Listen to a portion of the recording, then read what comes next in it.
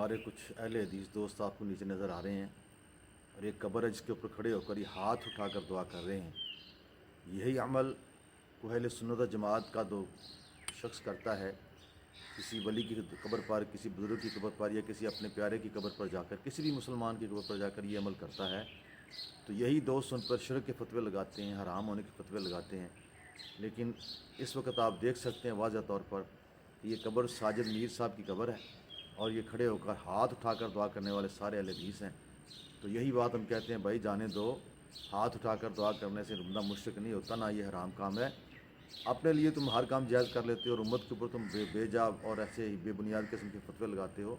तो बस फ़र्क इतना ही है कि तुम हर काम को अपने लिए ख़ास कर लेते हो और सुन्नी जो है इसे आम रखते हैं कि सबको इसका फ़ायदा हो और ये काम अच्छा है तो इसलिए आप कर रहे हैं। बस सुन्नी ये चाहते हैं कि ये काम हर किसी के लिए हो, हर किसी को उसका फ़ायदा पहुँचे। बस सोच अपनी अपनी है और जहन अपना अपना है।